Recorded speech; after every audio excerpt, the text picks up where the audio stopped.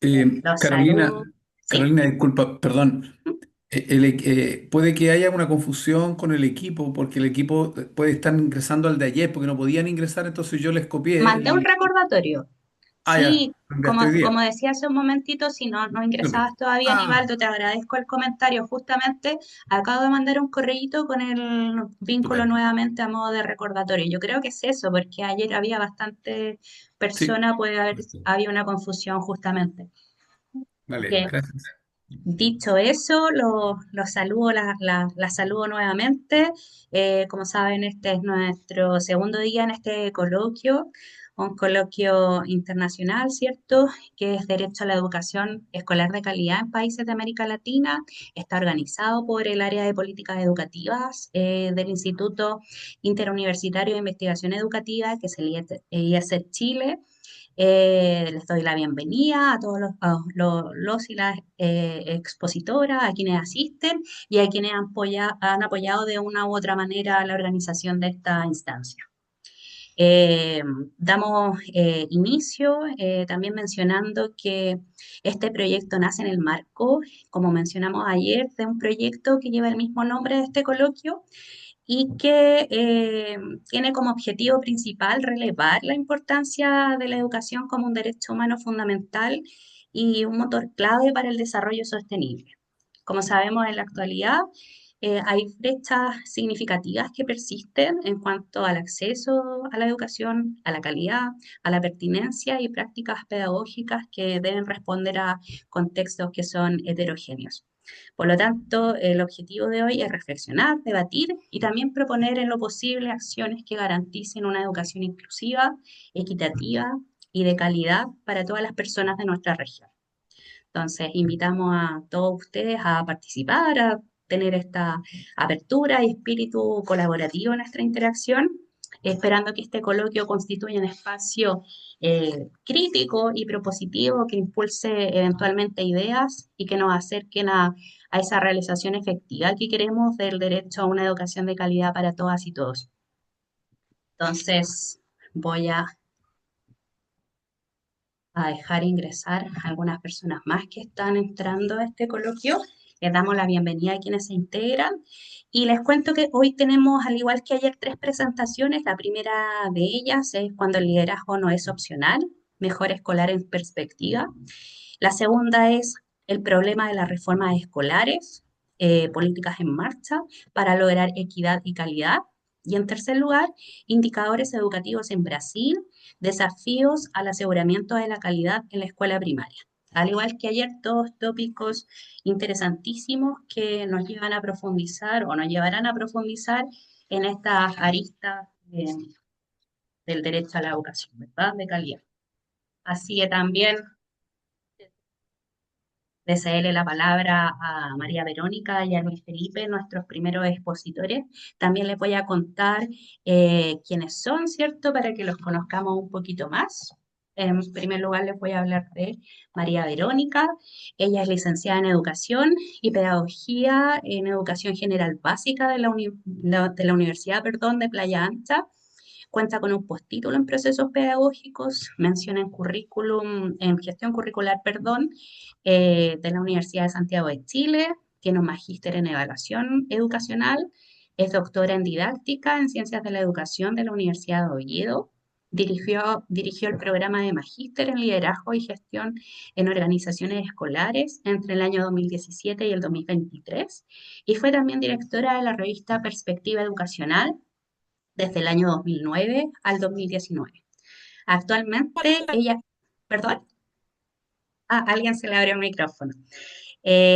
También es actualmente profesora titular de la Escuela de Pedagogía de la Pontificia Universidad Católica de Valparaíso y coordinadora del Comité de Área Educación Básica de la Comisión Nacional de Acreditación, la CNA, y sus líneas de investigación se centran en políticas educativas en los ámbitos de la gestión, el liderazgo escolar y la evaluación educacional, campo en los que cuenta con numerosas publicaciones. Y también va a exponer en esta primera instancia Luis Felipe de la Vega. Él es sociólogo, magíster en política y gobierno y doctor en ciencias de la educación de la Pontificia Universidad Católica de Chile. Cuenta con vasta experiencia como investigador educativo. Ha sido encargado de publicaciones del Centro de Estudios Saberes Docentes de la Universidad de Chile. Actualmente es parte del claustro académico del doctorado en Educación y Sociedad de la Universidad Andrés Bello y sus líneas de investigación son las políticas educativas, la evaluación de políticas públicas y también el mejoramiento educativo. También tenemos a Nivaldo Benavides Moreno, que él nos va a exponer, ¿cierto? La segunda ponencia. Él es profesor e investigador asociado del Centro de Investigación y Desarrollo Educacional CIDE de la Facultad de Ciencias de la Educación de la Universidad de Talca.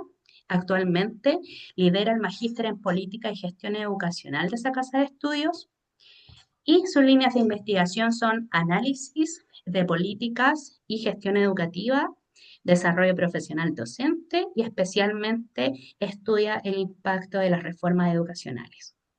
Por supuesto, Nivaldo es uno de los integrantes que nos acompaña hoy del Instituto Interuniversitario de Investigaciones Educativas IESET Chile. Y en bueno, cuarto en realidad lugar, contamos hoy día o contaremos porque aún no se conecta con la profesora Marilda Pascual Schneider. Ella es doctora de educación con postdoctorado en política educativa. Ella es docente de la Universidad del Oeste de Santa Catarina, uno es Brasil, en cursos de pregrado y también de posgrado.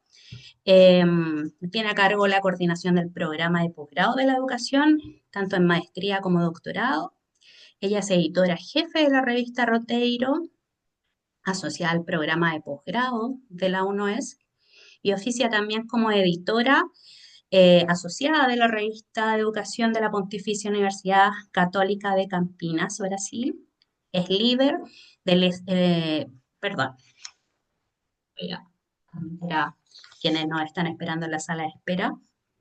Es líder, como les decía, de estudio e investigación sobre políticas de evaluación educativa y rendición de cuentas en los países de América Latina, Grupo GEPAYA, y participa como investigadora invitada de este IESET Chile también. Actualmente ella realiza investigaciones sobre políticas públicas, centrándose en el estudio de las políticas de evaluación y rendición de cuentas en educación y su relación con el currículum escolar, la gestión educativa y por supuesto también el trabajo docente. Así que dicho eso y presentados nuestros expositores, le cedo la palabra a Luis Felipe y María Verónica. Muy bien, muchas gracias, Carolina. Bueno, en primer lugar, agradecer la invitación al IESET y también a Carolina para participar de esta actividad. Felicitarlos por la iniciativa también de proponer estos conversatorios o coloquios. Agradecer también a Felipe, a Luis Felipe de la Vega, que le pedí que me acompañara que participara en esta presentación, ya que él, cierto tipo, acaba de publicar un artículo que se relaciona bastante con este contexto del liderazgo escolar en términos del caso de dos líderes de dos escuelas de Chile. Por tanto, voy a iniciar primero yo dando un breve contexto en función de que el liderazgo escolar sí importa y cómo esto, ¿cierto?, genera mejoras en las instituciones escolares, para después Luis Felipe pueda también asociar este concepto de mejora como también con su trabajo en términos de cómo se ve un líder cuando está mejorando, o no en su escuela, ¿eh? Cuando está mejorando o no su escuela. Bien, en primer lugar, partir planteándonos por qué en las últimas 2 décadas se ha puesto tanto énfasis en nuestro país, que ha implementado una serie de políticas educativas de fortalecimiento, primero de la selección de los líderes escolares, del desarrollo en términos de generar capacidades en los líderes escolares, de marcos de liderazgo escolar que orienten las prácticas de la escuela y también de marcos de estándares que orienten la evaluación de la gestión educacional en los centros escolares.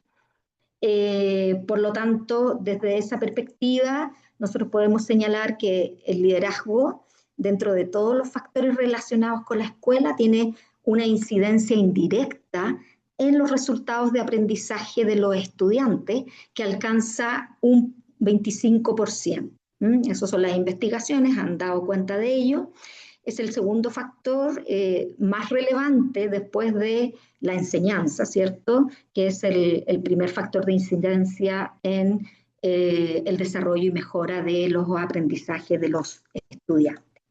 Por tanto, podemos decir que el liderazgo sí importa. De fortalecer el liderazgo, fortalecer las capacidades en los equipos directivos de la escuela, sí hay resultados y evidencia de investigación que promueve la mejora en desarrollar las capacidades en el profesorado y por ende fortalecer los aprendizajes y desarrollar mejores aprendizajes en los estudiantes. Y es así que hay una investigación de Spínola, que en el fondo del año 2014, que ella plantea que de cada 100 colegios que tienen una buena administración y liderazgo, 93 arrojan buenos resultados de aprendizaje.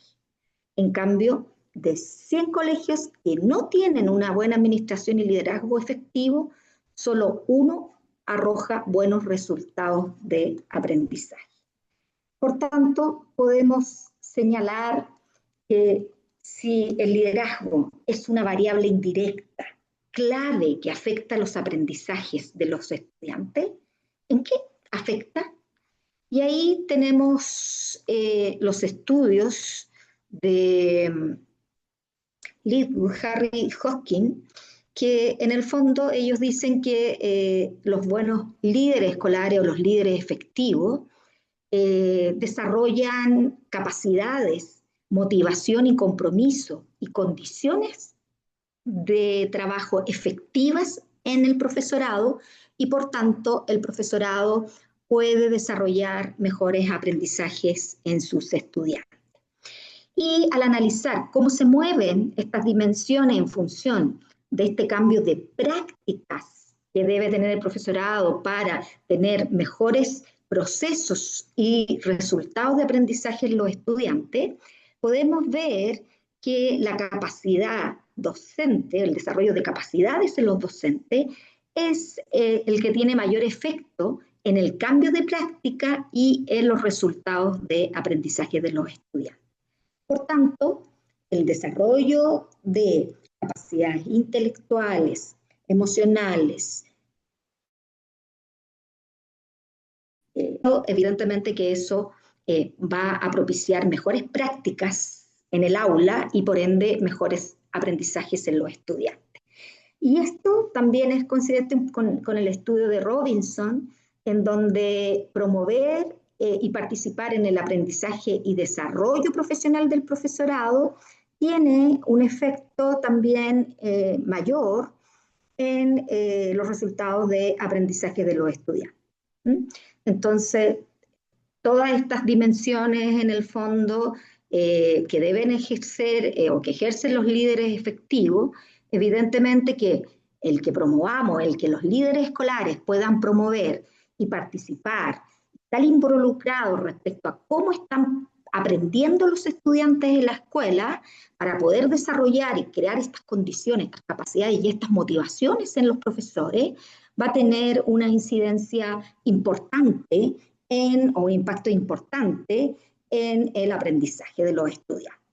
Y por lo tanto, estas evidencias han hecho transitar en términos del cambio en el modelo del liderazgo escolar, desde un liderazgo con foco en lo administrativo a un liderazgo con foco en lo pedagógico y distribuido y también transformacional. Es evidente que un liderazgo con foco, de acuerdo a las investigaciones, con foco en lo administrativo, es aquel que es más jerárquico, donde los errores se castigan, que está enfocado en una tarea, que tiene una relación de poder vertical, que el poder proviene cambio viene del cargo, en donde definir funciones y tareas es lo relevante para los subordinados, como acción clave de este liderazgo administrativo. Y evidentemente que este modelo de liderazgo tiene un impacto no tan positivo en los colaboradores, vale decir, en las comunidades escolares, en los profesores, ya que en el fondo genera una actitud pasiva, genera resistencia, miedo, baja capacidad de los integrantes de las comunidades escolares en la toma de decisiones, una baja autoestima, un clima no tan favorable laboral y un bajo nivel de compromiso y participación en las acciones que desarrolla la escuela. En cambio, un liderazgo con foco en lo pedagógico, vale decir, en el currículum, en el aprendizaje, que sea distribuido, que invite a la colaboración, a la participación de los distintos integrantes de los centros escolares, evidentemente que promueve una visión compartida, promueve establecer objetivos educativos, planificar el currículum y evidentemente promueve una colaboración y una mayor autonomía en el desarrollo profesional docente. Y eso evidentemente que tiene un impacto en los distintos actores de la comunidad, especialmente en el profesorado, que genera un mayor compromiso, que genera confianza, que en el fondo genera alta capacidad en la toma de decisiones del profesor, también influye en la autoestima en relación a las prácticas que esto ejerce y que crea en el fondo climas laborales mucho más saludables y más colaboradores. Por lo tanto, nosotros podemos ver cómo se ha ido desarrollando la teoría en términos del liderazgo, desde este liderazgo tradicional ejercido por una persona, por un individuo, y con foco en la administración, y caracterizado por estructuras que son súper burocráticas y jerárquicas, a una teoría contemporánea del liderazgo que en el fondo pretende ejercer una transformación en las organizaciones escolares, crear nuevas culturas en donde el poder y la autoridad son responsabilidades compartidas, se habla de equipo directivo, no solo del director, y en donde el énfasis está en el desarrollo de las personas para el aprendizaje en los estudiantes.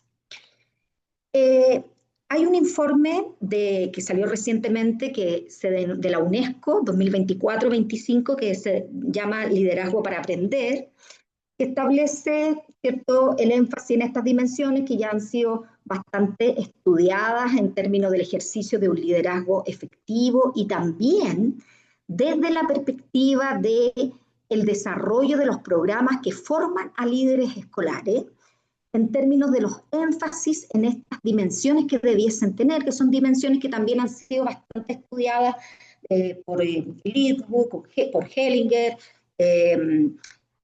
y que en el fondo también en este documento, en este informe, se relevan, que son las dimensiones de establecer expectativas, ¿ya? Altas expectativas en la comunidad, tener visiones compartidas, tener una mirada, un desarrollo inspirador, una influencia en el ejercicio del liderazgo hacia las comunidades educativas, centrarse en el aprendizaje, ¿ya? Fomentar la colaboración, crear una cultura escolar positiva, con ambientes que son colaborativos, con un entorno escolar seguro y saludable para todos los integrantes de la comunidad educativa, relaciones positivas con las familias y con la comunidad, y también promover este trabajo de colaboración de los equipos directivos con el profesorado, con los padres y apoderados, con la comunidad en general. Favorecer el perfeccionamiento, es decir, desarrollar a las personas, favorecer el seguimiento de necesidades de perfeccionamientos del profesorado, ofrecer este apoyo profesional, emocional, evaluar y también en el fondo valorar el buen trabajo, el buen desempeño de los docentes, brindar estos estímulos intelectuales y establecer en el fondo relaciones de confianza que permitan generar o gestionar, mejor dicho, adecuadamente los conflictos. Y por tanto, desde esta perspectiva, es que Gover y Bush plantean que el liderazgo actualmente puede definirse o puede establecerse, mejor dicho, como un proceso de influencia que conduce al logro de los objetivos que tienen las instituciones escolares, de esos objetivos deseados. En el fondo, los líderes efectivos son aquellos que permiten, en el fondo, desarrollar una visión compartida en las escuelas, basadas en valores, en los valores personales y profesionales de todos los integrantes de la comunidad educativa. Son capaces, en el fondo, de poder articular esta visión en cada oportunidad y pueden influir, por tanto, sobre su equipo y otras personas para compartir esta visión. Y aquí, en estos planteamientos que hacen estos autores, nosotros podemos ver dimensiones claves del liderazgo. Son la influencia, ¿ya? Y que es una influencia que se refiere en función de que influencia en vez de autoridad. El liderazgo es independiente de la autoridad. Los valores, y los valores vistos que en el fondo, o lo que se espera, es que las acciones de los líderes estén fundadas en valores personales y profesionales, ¿ya? Y aquí Christopher Day destaca mucho la importancia de los valores como aspectos centrales en el éxito o en el trabajo exitoso de los equipos directivos, de los líderes escolares, en cuanto influyen en términos de generar un sentimiento de responsabilidad moral y un compromiso con todos los actores de la comunidad escolar, con el profesorado, con la familia y por supuesto con los estudiantes. Y también desde la perspectiva de una visión, de tener una visión clara, robusta para el desarrollo de las escuelas. El generar una visión clara y robusta desde los equipos de liderazgo en la escuela y compartida ha sido considerada como uno de los aspectos o componente esencial del liderazgo efectivo por más de 25 años. Ahora, es importante destacar en términos de estas dimensiones que en el fondo hablan de liderazgo efectivos en las organizaciones escolares. En este estudio que les mencioné, que publica la UNESCO sobre liderar para aprender el año 2024-2025, establece en un estudio que hizo a 142 programas de formación de directores escolares en 92 países, establece un desequilibrio en la cobertura de estos 4 ámbitos, ¿ya? En el fondo, en el análisis que se hace de estos programas de formación de directores en estos 92 países, establecer expectativas solo se aborda en un 42% de los programas. El centrarse en el aprendizaje en un 47%, el fomentar la colaboración en un 31%, y el favorecer el perfeccionamiento personal, es decir, desarrollar las capacidades docentes, solo en un 29%, perdón, de los programas que forman directores. Y un también dato clave que arroja esta investigación es que solo el 18% de los programas de formación de líderes escolares aborda las 4 dimensiones en sus propuestas curriculares formativas. ¿Mm? Por tanto, podemos señalar que, bueno, tanto la formación de liderazgo, tantas las políticas que en nuestro caso, en nuestro país, se han eh, promulgado y se han intencionado para tener mejores directores, mejores equipos directivos en la escuela, porque evidentemente es lo que transforma los contextos y las prácticas pedagógicas de los docentes y por tanto ayuda a generar mejores logros de aprendizaje, pero ahí es fundamental una visión ética, pedagógica y distribuida de cómo se ejerce el liderazgo, ¿ya? El liderazgo, evidentemente, dependiendo de los contextos, es qué tipo de liderazgo o cómo estos tipos de liderazgo se van poniendo, se van ejerciendo complementariamente. ¿Ya? No quiere decir que solo un liderazgo pedagógico para el aprendizaje es el que tiene que estar presente en la gestión de la escuela por parte de los líderes, sino que es todos estos tipos de liderazgo distribuido, transformacional, adaptativo, son liderazgos que confluyen en generar mejores prácticas en el profesorado. ¿Mm? Bueno, ¿y cuáles son los desafíos y por los cuales, cierto, se ha intencionado tanto el desarrollo de mejores prácticas en Chile, sobre todo frente a lo que es el liderazgo escolar? Es en el fondo reducir las brechas de equidad educativa que tenemos con los distintos eh, establecimientos escolares, eh, aportar un poco a lo que dice la ley también, ¿cierto? De poner el foco en la inclusión, en la equidad y por lo tanto construir culturas escolares mucho más inclusivas y equitativas. Responder a las demandas de accountability, pero desde un foco pedagógico. ¿No?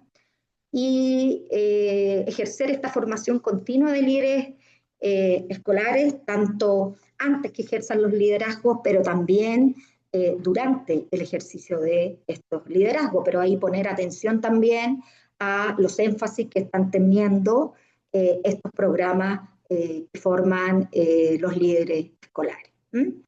Disculpa, María Y Verónica, te sí, interrumpo para recordarte que queda poquito tiempo para la sí, estoy exposición. terminando.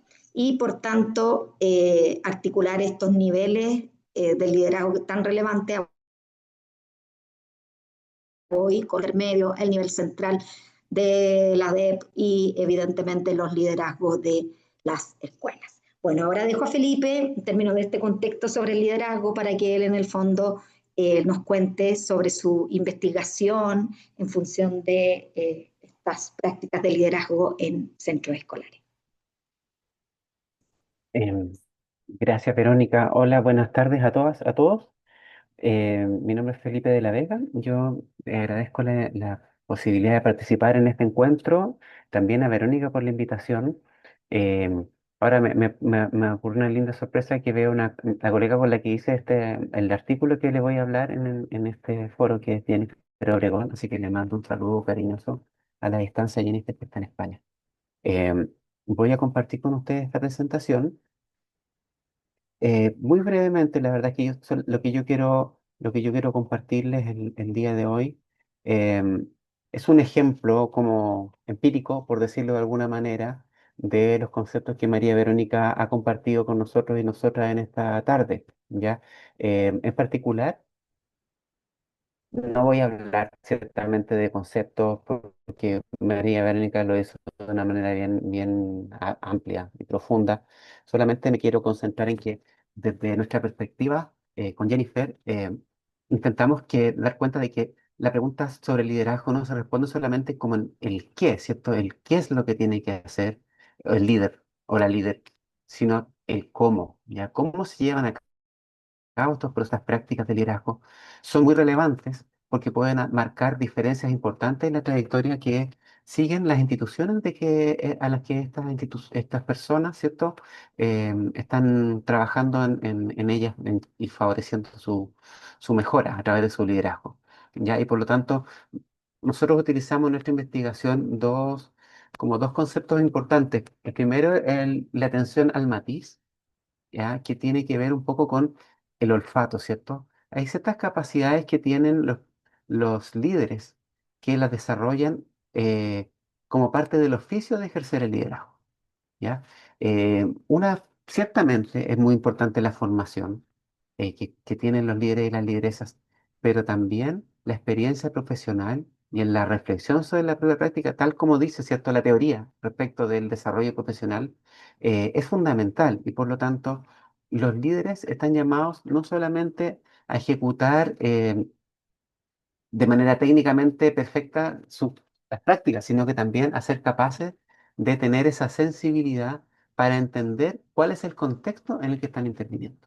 ¿Ya? Y a eso se le llama como la atención al matiz, ¿cierto? Ser capaz de discriminar, ¿cierto?, las características que tiene un escenario para poder intervenir en él, para saber cuáles son las estrategias que mejor funcionan en esas perspectivas, ¿cierto?, para poder entender las características y necesidades de las comunidades que lideran y no aplicar a rajatabla, ¿cierto?, cualquier estrategia en cualquier escenario, cosa que ya se sabe, ¿cierto?, cada una de las personas que están aquí también lo conoce, eh, lleva muchas veces a resonados fracasos y a lamentos importantes de parte de las comunidades que en muchas ocasiones se ven enfrentados a una nueva decepción. Considerando esa perspectiva, ¿cierto? Nosotros incorporamos en esta investigación el concepto de preparación para el cambio. ¿Ya? La preparación para el cambio es una actitud, ¿ya? Es un elemento de tipo actitudinal con la que todas las personas contamos, ¿cierto? Y desarrollamos en función cuando nos estamos enfrentando a una posibilidad de cambio, ya sea dentro o fuera de una escuela, ¿ya? Y tiene que ver con qué tanto nosotros queremos participar de este cambio. ¿Ya? Nosotros creemos que los líderes y las lideresas tienen una labor fundamental para favorecer que exista una mejor disposición a ese cambio. ¿Ya? Yo no voy a profundizar en este concepto en la actualidad, sin embargo, me parece importante mencionarlo, ¿cierto? Los líderes, dentro de su acercamiento de trabajo, ¿cierto?, tienen un perfil claramente orientado hacia mejorar determinados procesos y prácticas, pero también la necesidad de involucrar, ¿cierto?, de entusiasmar a la comunidad por ese camino que está conduciendo y que creen que va a ser de mejor manera posible alcanzar las metas, los grandes propósitos que tiene esa institución educativa.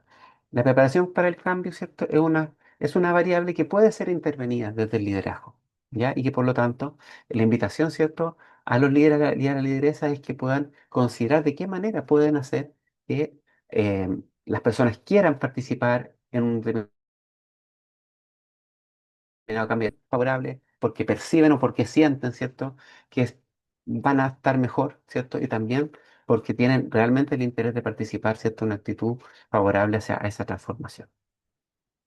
Con esos contextos, ¿cierto? Nosotros hicimos una investigación que era una investigación más grande, ¿cierto? De un proyecto Fondesit que terminó ya hace un buen tiempo ya atrás, que abordó ciertos casos de estudio. ¿Qué características tenían estos casos? Directores y directores que habían asumido por alta dirección pública en establecimientos clasificados como insuficientes por parte de la Agencia de Calidad de la Educación, ¿ya? Estos 8 casos partieron en situación similar, pero hoy día yo les voy a hablar de dos, ¿ya? 2 casos de estos 8 tenían esas características similares, establecimiento en una condición insuficiente en términos de la clasificación de la agencia de calidad y también con una serie de características en términos de, eh, bueno, vulnerabilidad socioeconómica que ustedes saben es absolutamente determinante, ¿cierto?, de el desempeño de las instituciones educativas en nuestro país que tienen una alta segmentación en nuestro sistema. ¿Qué fue lo que hicimos? Nosotros acompañamos a estos directores y a esta directora por 3 años, ¿ya? Y estos directores y directoras los fuimos preguntando, por un lado, ¿cierto?, cuáles eran sus énfasis cada uno de estos años respecto de lo que querían hacer y cómo trataban de involucrar a la comunidad en ese proceso. Pero al mismo tiempo, le preguntamos a los actores de esa comunidad cómo veían a ese líder. ¿Ya? ¿Qué es lo que, qué es lo que ellos veían que eran sus énfasis? ¿Cuáles veían que ellos eran sus prácticas, ¿cierto? ¿Y qué cambios percibían que estaban ocurriendo en la institución educativa? ¿Ya? Y ahora yo les voy a hablar de eso. Ya queremos ver cómo una comunidad ve, ¿cierto?, a un líder que orienta el desarrollo o la mejora de la institución cuando lo logra y cuando no lo logra. ¿Ya? Entonces, nosotros yo les estoy contando 2 casos. Ya la escuela A y la escuela B les voy a mencionar les vamos a hablar de esta manera. Estas escuelas, ¿qué diferencia tuvieron, cierto? Una diferencia drástica o diametral a la hora de terminar el ciclo de estos 3 años, ¿ya? Una de estas escuelas llevó a cabo un proceso de una trayectoria positiva de mejoramiento, evidente y clara, reconocida por el entorno, y el otro, partiendo en condiciones muy similares, terminó en una situación adversa, adversa, negativa, respecto a la valoración del aporte de ese liderazgo a la transformación de esa institución. ¿Ya? Bueno, esas son las personas con las que estuvimos trabajando para poder levantar información durante esos 3 años, ¿ya? No solamente, ¿cierto?, del equipo directivo, sino que también de profesores y profesoras que tenían un conocimiento vasto de esa institución, ¿ya? Al menos uno de ellos ya estaba en esa institución durante mucho tiempo y por lo tanto tenía una mirada, ¿cierto?, de más de una dirección eh, en esa institución. ¿Qué es lo que nosotros vimos? Siendo muy sintéticos, ya en la escuela uno no voy a relatar, ¿cierto?, todo el detalle que está aquí, ¿ya? Sin embargo, como para resumir, lo que nosotros observamos, bueno, una vez terminó después de la pandemia, ¿ya? Y por lo tanto se involucró también, se incorporó todo ese mundo, ¿cierto?, que nos afectó profundamente en nuestras vidas, en esta investigación. Entonces, ¿qué observamos al principio, ¿cierto? Que esta directora que llegó a esta institución educativa, primer lugar, empezó a generar condiciones de equipo orientadas principalmente al proceso pedagógico, ¿ya? No, no le bastó, comillas, a esta directora, decían y las entrevistadas, ¿cierto? Con indicar bueno, este es un año de pandemia, tenemos que tratar un poco de sobrevivirla o sobrellevarla de la mejor forma posible, sino que la directora dijo, no, nuestra institución necesita ajustes pedagógicos, ¿ya? Y por lo tanto, desde el primer año, en ese contexto, ¿cierto? Tomó decisiones que estaban orientadas a brindar acompañamiento a los profesores y las profesoras, definir ciertas prácticas fundamentales para llevar a cabo el proceso pedagógico y también preocuparse del aprendizaje de los estudiantes. Además, ¿cierto?, de todo el acompañamiento emocional que requerían todos los miembros de la comunidad en esa etapa, ¿ya? Entonces, para los miembros de esa comunidad, ese primer año fue un año un poco complejo, ¿ya? No solamente por la pandemia, sino que también por las prioridades que la directora ponía. Y ahí en algunos de esos casos, ¿cierto? Como dicen algunas citas que les voy a mostrar un poquito más adelante, em, eh, hubo que hacer un proceso adaptativo, ¿ya? Y vislumbrar, ¿cierto?, que este esfuerzo adicional que estaba pidiendo la directora efectivamente podía darles réditos en el corto plazo. Y así fue. En el primer año ya los miembros de la comunidad empezaban a ver mejoras, ¿ya? En distintos planos, pero principalmente en la conformación de equipos y en la generación de ciertos focos o prioridades desde el punto de vista pedagógico que eran reconocidos por los miembros de esa misma comunidad.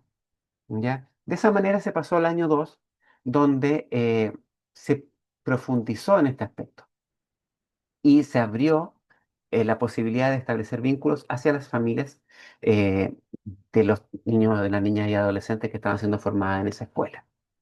En esa lógica, ¿cierto? Desde el punto de vista pedagógico, ya se definen ciertas expectativas de aprendizaje más claras, ¿cierto? Se profundizan las estrategias de acompañamiento, retroalimentación y se definen también ciertos procesos de orden cultural definidos hacia contar con cierta visión respecto a las oportunidades de aprendizaje que tenían que alcanzar o existir para que los estudiantes pudieran desarrollar su proceso formativo de la mejor manera posible. Esto se dio en un marco de creciente confianza al interior del equipo directivo y luego del equipo de profesores y profesoras, lo que fue generando también cierta apertura a que fueran profundizándose los cambios. Y estos cambios fueron profundizándose, así como se he mencionado, ¿cierto? También en el año 3, donde no solamente, ¿cierto?, se trabajó en la definición de determinada estructura hacia adentro, sino que también hacia afuera de la institución generando mejoras de tipo comunicacional, ¿ya? Y también nuevos procesos, ¿cierto?, de ajuste al currículum, de incorporar nuevas prácticas pedagógicas orientadas a la orientación vocacional, por ejemplo, ¿cierto? Y también a preguntarse por cómo se trabajaba el proceso de aprendizaje en los tiempos que estaban definidos para hacer. En ese marco, al terminar el año 3 la institución en general tenía no solamente percepciones de mejora, sino que también tenía datos importantes. ¿Ya? Esto es una escuela pequeña, está ubicada en una pequeña ciudad del país, ¿ya? Y que em, tenía una baja matrícula, ¿ya? Y el año 3 por ejemplo, ya había, ¿cierto?, un conocimiento de lo que estaba ocurriendo en esa escuela, lo que generó un aumento de la intención de participar de esa institución. En los aprendizajes también, ¿cierto? También se vieron esos resultados positivos. Disculpa, Y, Luis Felipe, te interrumpo. sí, Te quedan 2 minutitos para terminar de exponer. ya, Claudia. Gracias. Eh, de esta manera solamente voy a hablarles de la escuela 2 de las trayectorias, principalmente hablando de que el año uno de esa escuela fue un año que fue evaluado de manera más bien positiva por los miembros de esa institución. Los participantes de esa institución decían que el director llegó de una manera enérgica, que definió trabajar, ¿cierto?, para organizar una institución que estaba bastante desordenada y se involucraron, ¿cierto?, definiendo, ¿cierto?, tareas de tipo pedagógico que no estaban, en este caso, enmarcadas en el rol del director, para que se pudiera hacer algo en esa materia. Pero rápidamente en el año 3, en el año 2, perdón, en esta institución no hubo más cambios, sino que se mantuvo un foco en aspectos de tipo organizacional no relacionados con lo pedagógico, en que el director no terminó involucrándose, tal como decía María Verónica hace un rato, ¿cierto? Y también un conjunto de decisiones que fue tomando el director que fueron generando merma en el proceso educativo. Esto finalizó con un tercer año complejo para el director y para la institución, ya que se terminó alejando el director de la institución, terminó el equipo haciéndole un poco el quita al director, por decirlo de alguna manera, ¿cierto? Tomando decisiones sin su consentimiento a veces para favorecer la mejora de la institución y en un estado general de esa institución educativa desmejoramiento, por decirlo de alguna manera, visibilizado hacia afuera de la institución con un conjunto de eventos que se dieron en el marco de un proceso de desintegración de esa comunidad. A esas diferencias, ¿cierto?, diametrales, podemos nosotros identificar, ¿cierto?, afectaron de manera disímil los líderes y las lideresas de esas mismas instituciones. Yo quería comentarles como estas distinciones, ¿cierto?, para graficar de una manera como empírica, eh, de qué forma, ¿cierto? Los líderes pueden llegar a generar un impacto que puede ser relevante, o, digámoslo así, estructural para definir una trayectoria de mejoramiento de una institución educativa. Aquí hay algunas citas que no voy a revisar, ¿cierto? Pero van un poco dando cuenta de las transformaciones que van teniendo estas instituciones a la hora de el seguimiento que nosotros les hicimos. Ya, y por lo tanto, ¿cierto? La idea, ¿cierto? de esta presentación tenía que ver justamente con dar cuenta de que em, esta capacidad que tienen los líderes no solamente de saber qué hacer, sino de cómo hacerlo y también de leer las características y necesidades de una institución para poder ejercer el liderazgo, efectivamente pueden ser realmente importantes a la hora de dar cuenta del rol que tienen estos líderes en aportar a sus trayectorias de mejoramiento. Así que bueno, doy las gracias por el tiempo disponible. Muchas gracias. Muchas gracias a Luis Felipe y a María Verónica por estas presentaciones. Como les puse en el chat hace un momento, vamos a guardar las preguntas, los comentarios para un momento más. Y ahora vamos con la presentación que sigue de inmediato con Nivaldo Benavides, que nos va a hablar del problema de las reformas escolares políticas en marcha para lograr equidad y calidad. Así que te cedo la palabra, Nivaldo, para que nos puedas compartir tu presentación. Ok, gracias Carolina. ¿Se ve bien? ¿Se ve la pantalla? Sí. Se ve perfecto, sí. Perfecto. Bueno, gracias primero por la invitación. Agradezco, saludo a mis colegas del área, a todos, los colegas también que están en línea, bienvenidos, bienvenidas. La pregunta que pretendemos hacernos en esta exposición está asociada un poco a, siguiendo la línea de lo que estamos conversando en este coloquio, cómo influyen las decisiones de política en general en las exigencias y las exigencias de gestión y en qué medida afectan la calidad y la equidad de los sistemas educativos, en general.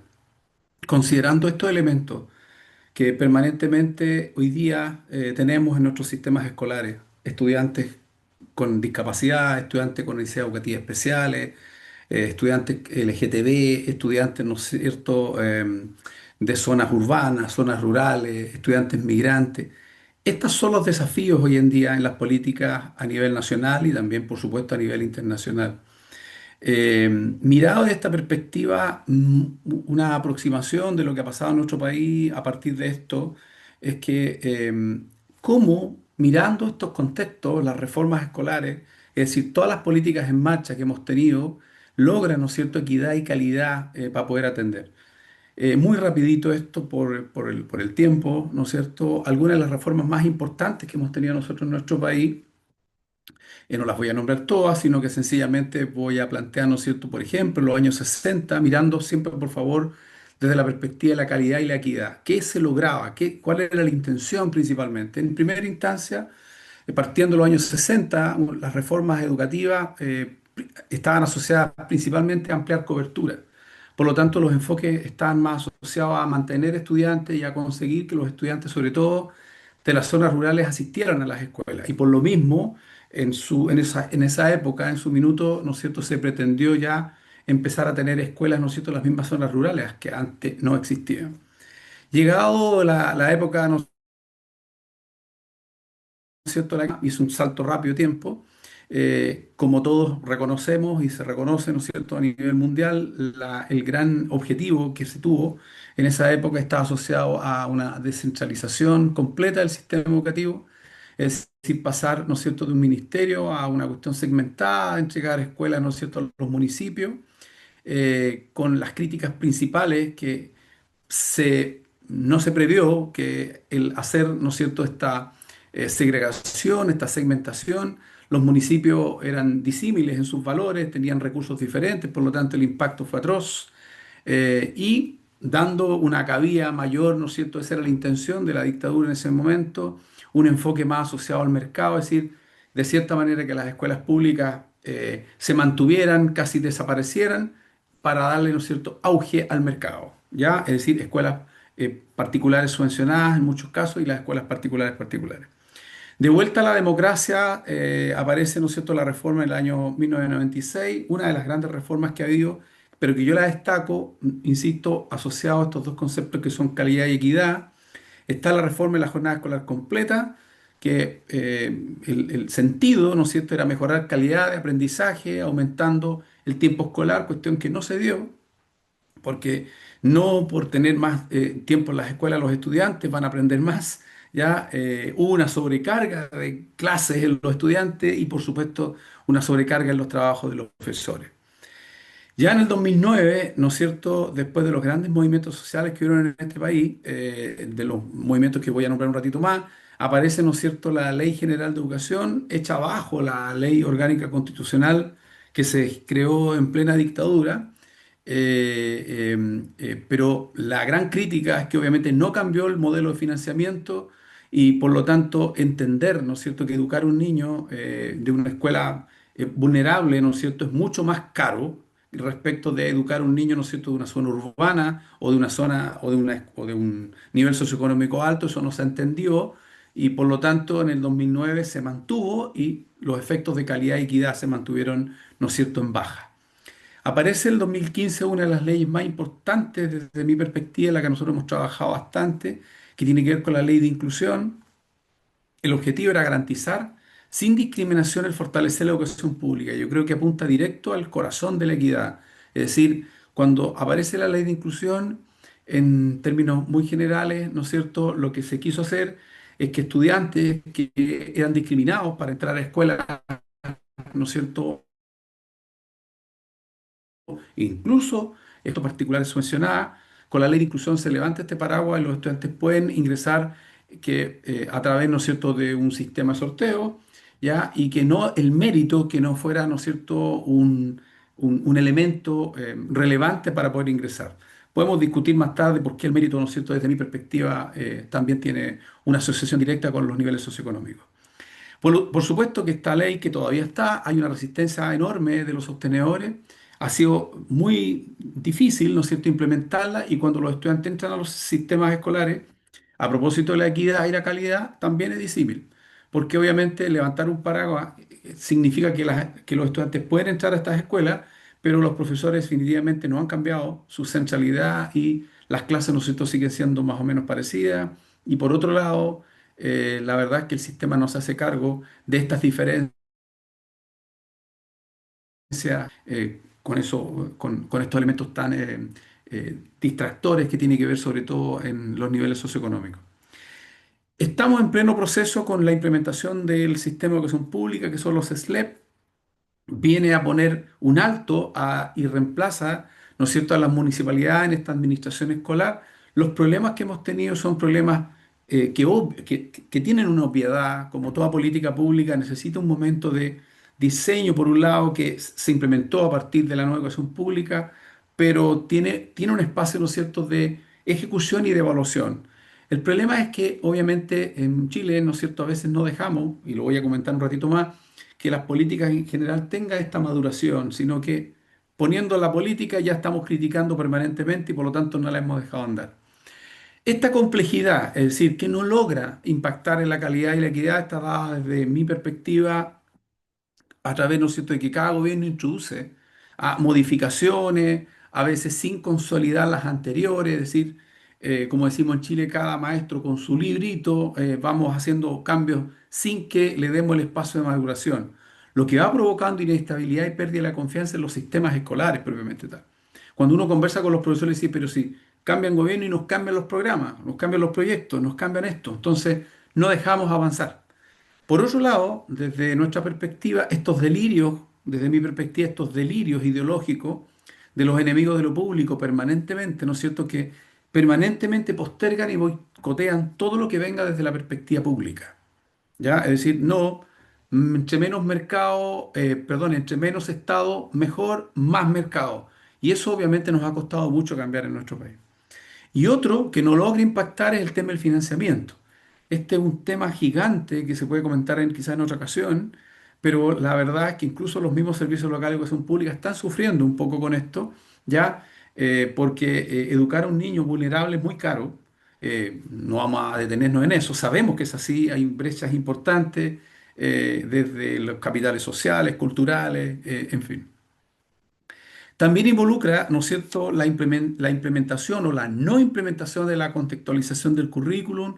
Sabemos que nosotros tenemos un currículum nacional que está la ley para poder nosotros implementar, pero esto no es así porque tenemos estas camisas de fuerza que son las pruebas estandarizadas, por lo tanto nos dicen, ok, hagamos contextualización, pero después nosotros le vamos a tomar una prueba y nos pille, ¿no es cierto?, confesados, como decimos en Chile, si nosotros no tenemos, ¿no es cierto?, esto considerado, nos puede ir bastante mal y después las evaluaciones de los mismos sistemas que lo voy a comentar, que está en el punto número 3 y que tiene que ver, ¿no es cierto?, con que después nos pasan la cuenta a través de estos mismos sistemas de evaluación. Por supuesto que la formación y el perfeccionamiento del profesor también es una problemática porque hay una formación bastante. Y sí, hay formaciones de profesores, algunas universidades lo están haciendo bastante bien, otras no tan bien, ¿ya? Cuesta mucho. Y por último, esta complejidad de lograr calidad y equidad también se limita por las propias sistemas de evaluación que nosotros tenemos. Tenemos dos sistemas de evaluación, hay más, pero yo nombré dos que tienen que ver con el SNET y el SAC. Ya el SNEC, ¿no es cierto? SNET, perdón, está asociado claramente al desempeño de las escuelas, hace competir las escuelas por un lado y al final lo que logran, ¿no es cierto?, por tener buenos resultados preestandarizados son bonos económicos para las escuelas por un lado, que se meten obviamente en los sistemas, yo diría, perjudicial porque te hace competir. Y los sistemas, el sistema, en este caso, el SAC, ¿no es cierto? El sistema de aseguramiento de la calidad también tiene bastantes problemas porque tiene muy poco impacto, ¿no es cierto? Es bastante débil, no logra compensar estas desventajas, estas desigualdades que existen en los mismos sistemas escolares. Quizás más adelante podemos hablar un poco más de ello. Algunas reformas por las que Chile ha transitado, que yo creo que todos los países han transitado de cierta manera, yo rescato de Pedro y Puig del 2019, las cuales también Chile ha transitado, se dividen en tres.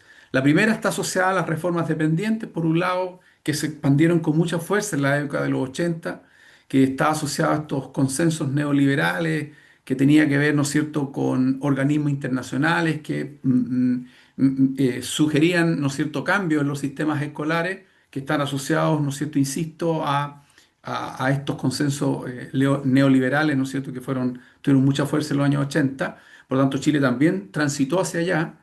Lo otro que tiene que ver con las reformas convergentes que se le llaman, ¿no es cierto?, estos autores, y que tiene que ver con fruto de grandes de modelos internacionales, es decir, nuestras reformas van para allá, asociadas, ¿no es cierto?, a declaraciones como la de Yonté en Tailandia, Salamanca y por último la de Ichón del 2015. Y por último, que es la que nosotros, desde mi perspectiva, es como la más adecuada, que es la que compete, ¿no es cierto?, a cada uno de los sistemas, tiene que ver con estas reformas dialécticas basada fundamentalmente desde la mirada de estos autores en la teoría del conflicto, es decir, estas sociedades inestables, producto de todas estas desigualdades sociales, estos desequilibrios que hay, afectan por supuesto a nuestros países. Y es más, Chile ha roto dos grandes reformas. La primera, echó abajo la ley, la LOCE, ¿no es cierto?, a través de grandes movimientos como el movimiento, ¿no es cierto?, 2006-2007, la Revolución Pingüina, ¿ya? Y la otra, que también, ¿no es cierto?, es la del 2011, que estamos, ¿no es cierto?, en un proceso también de cambio, incluso con hoy día a través del FUAS, perdón, del CAE, que se termina, ¿no es cierto?, esperamos que se termine y también empezamos con estos movimientos en el año 2011. Por lo tanto, desde nuestra perspectiva, creemos que creo que las reformas, ¿no es cierto?, asociadas a estas inestabilidades, producto de todos estos movimientos sociales, a veces logran, ¿no es cierto?, cambios más rápidos. No obstante, se concibe siempre la idea, a propósito de estos conceptos calidad y equidad, que las reformas no han ido resolviendo los problemas, ¿ya? Ni mejorando. Existe siempre una sensación como de desencanto, que lo que viene desde arriba, es decir, las reformas impuestas, no logran, ¿no es cierto?, impactar en los sistemas escolares. Por lo tanto, estas preguntas que nosotros nos planteamos, ¿por qué fracasan en general las reformas? Porque desde nuestra perspectiva, si bien es cierto, hemos tenido avance, nosotros sentimos que no se avanza como se tiene que avanzar.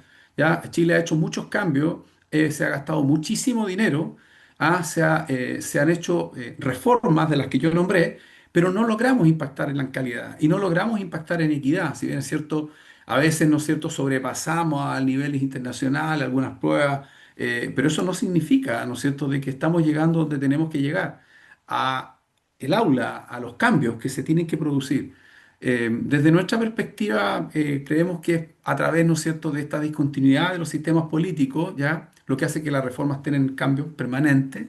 Eh, eh, las reformas, ¿no es cierto?, porque las políticas quizás no son objeto de consensos en líneas fundamentales, ¿ya? Si bien es cierto, se logró un cambio a través de la ley de inclusión, cada cierto tiempo estamos torpedeando y pensamos que esa no es la correcta y ya estamos, ¿no es cierto?, pensando en que, de hecho, hay cambios ya del sistema de admisión escolar en la cual, ¿no es cierto?, hay que hacer, ¿no es cierto?, algunas modificaciones. Eh, por último, eh, esta atmósfera de desencanto, Sarazón, ¿no es cierto?, en el 2003 lo plantea, en la cual yo concibo un poco la idea de este autor, en que esta atmósfera de desencanto de las reformas que no impactan en la calidad y la equidad, se están buscando las razones más en la cultura de la escuela, ¿ya? Cuando nosotros hablamos de la cultura tiene que ver con que los reformadores suelen ignorar, ¿no es cierto?, estas reglas, estas reglas implícitas o explícitas, estas tradiciones, estos sistemas sociales que existen dentro de las escuelas y que hacen que muchas de las reformas apenas rocen, ¿no es cierto?, el aula, es decir, pasan por afuera, ¿ya? No entran a la sala de clase. ¿Ah? Eh, Sarazón, ¿no es cierto?, nos plantea una idea bastante interesante que enamora el tiempo y a mis colegas que viene a continuación. Quedan Hacen, 5 ¿no es cierto? minutos, Nivaldo, Sí, así que sí, tranquilamente. hacen, ¿no es cierto?, que esta reforma, que esta agresión, la llama él, que impacta, ¿no es cierto?, en la cultura, no impacta en las escuelas, ¿ok? Eh, Y este autor nos plantea, ¿no es cierto?, dos ideas que yo estoy bastante de acuerdo en que nos plantea, ¿no es cierto?, que las reformas, si bien es cierto, ¿no es cierto?, tienen la intención de impactar en estos conceptos de calidad y equidad, eh, al no considerar, ¿no es cierto?, la cultura de las escuelas, eh, eh, Sarrazón nos dice que las escuelas tienen una parte, ¿no es cierto?, sagrada y otra profana. Así la plantea él. ¿Ah? Esta parte sagrada corresponde a lo estable, a lo inmune, a las reformas que vienen normalmente desde arriba. Cuando nosotros hablamos, por ejemplo, de la parte, en este caso, sagrada, si uno mirara, ¿no es cierto?, o despertara y mirara, ¿no es cierto?, lo que pasaba en el siglo XIX, hoy día en el siglo XXI en Chile, muchas de las clases siguen siendo bastante parecidas. Hay mucha centralidad del maestro, ¿se entiende, no? Sigue estando un profesor, siguen estando los estudiantes y en escuelas, ¿no es cierto?, es bastante atroz. Se mantiene, ¿no es cierto?, esta centralidad. El CIMSE, ¿no es cierto?, es una parte sagrada, no se cambia. ¿Ah? Ese instrumento ha permanecido desde la dictadura, ha pasado por todos los gobiernos y se sigue manteniendo. Eso es sagrado, eso no se cambia. Y la parte profana, que son las cosas que se dejan cambiar los sistemas escolares, que son normalmente las actividades, no sé, extracurriculares, los proyectos de aula, en fin. Entonces, finalmente, se reconoce en general que la cultura de los reformadores no consideran estos elementos y por lo mismo es una de las ideas que por qué, ¿no es cierto?, nos impactan las reformas en estos conceptos de calidad y equidad. Por supuesto que sabemos nosotros, y esto es una cuestión a nivel, ¿no es cierto?, internacional, o por no decir a nivel mundial, que muchas de las políticas están más asociadas a los discursos o responden más a veces a los partidos políticos, ¿no es cierto?, que las verdaderas necesidades, ¿ok? Y que como todo, ¿no es cierto?, en su minuto, los que están reformando, ¿no es cierto?, a veces son políticos que a veces no son considerados con mucha legitimidad, ¿ya? Que no necesariamente esas acciones que se están generando están, ¿no es cierto?, impactando propiamente tal en los sistemas escolares. Por lo tanto, poder atender estas problemáticas que son diversas a través de las reformas, ¿no es cierto?, que hemos vivido, ¿no es cierto?, se nos ha hecho difícil. Y quisiera dejar tres preguntas para quizás más, no sé si alcanza el tiempo, que un rato más tengo clases, pero puedo a lo mejor acompañar un ratito más a mi colega Marilda que viene a continuación. ¿Cuáles son, no es cierto, los desafíos pendientes en las reformas educativas a nivel latinoamericano para lograr mayor calidad y equidad, entendiendo que la cultura de los sistemas escolares es muy fuerte? Ya insisto, yo me quedo con esto de la parte sagrada y la parte profana. Hay partes que definitivamente las escuelas, ¿no es cierto?, no cambian, ¿ya? Y esto obviamente es un problema, ¿no es cierto?, general. Y por último, otra pregunta también, ¿no es cierto?, que desde nuestra experiencia, ¿qué factores están influyendo para una eficiente puesta en práctica de las políticas de equidad? Yo diría, ¿no es cierto?, que hay un elemento central que tiene que ver con esta rigidez, a veces, ¿no es cierto?, esta tardanza, en que a veces, ¿no es cierto?, muchas de las reformas están, ¿no es cierto?, entrando, recién entrando y ya vienen los cambios. ¿Se entiende? Ya vienen los cambios. Y al momento de venir los cambios, ¿no es cierto?, se pierde la confianza y el sistema escolar no crece como nosotros creemos que tiene que crecer. Hay alguna bibliografía que puedas más adelante, ¿no es cierto?, consultar. Muchas gracias. Gracias. Gracias a ti, Nivaldo, por esta presentación interesantísima. Vayan guardando sus consultas, sus comentarios. Pero ahora vamos a seguir con la doctora Marilda Pascual Schneider, que nos trae la ponencia Indicadores Educativos en Brasil, desafíos al aseguramiento de la calidad en la escuela primaria.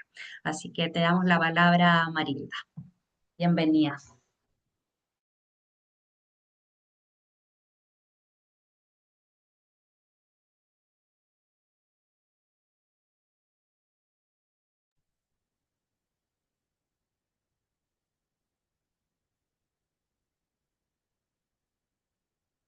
¿Nos escuchas, Marilda? No te escuchamos a ti. Tienes muteado el micrófono.